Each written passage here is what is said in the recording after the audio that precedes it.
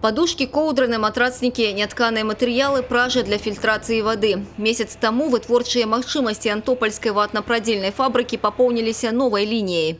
Само производство состоит из 4 частей. Первая часть – это подготовка самой жидкости. Мы берем рулон светлогорского химволокна «Панбел», ставим его на оборудование, и дальше оборудование уже все само делает. Оно сначала режет на 5-6 ручьев, дальше оно увлажняет этой жидкостью нашей, которую мы предоставляем.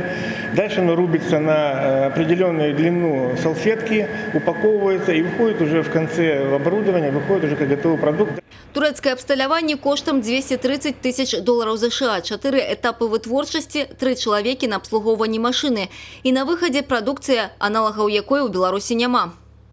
Вот это у нас салфетка большого размера. Довольно она у нас увлажненная, прочная и удобна в применении. В чем тут преимущество нашей салфетки? Во-первых, она идет по программе ветрозамещения, первое. Второе, она у нас имеет более такой широкий размер, не 20 на 20, а 25 на 25, что позволяет очень тщательно вытереть вымени коровы. Вот.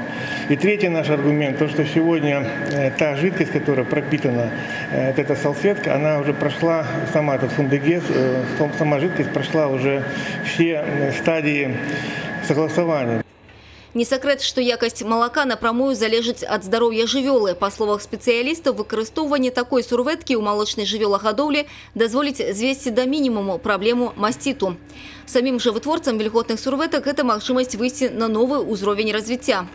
На сегодняшний день по статистике в нашей республике Беларусь находится 1,5 миллиона коров. Если мы умножим 1,5 миллиона коров на 2 дойки, которые надо происходить каждый день, и мы выйдем где-то примерно на 900 пачек в месяц необходимо этих салфеток. Как раз это и есть весь потенциал нашего объема.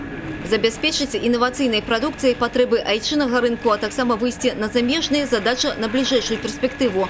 Між тым мадэрнізацыя фабрыкі працягваецца. З абласнога інавацыйнага фонду ўжо выдзелены сродкі на рэалізацыю яшчэ 2 праектаў. Адзін з іх – выраб нятканых матэрыялаў для мэблевай вытворчасці, будаўніцтва і аўтапраму.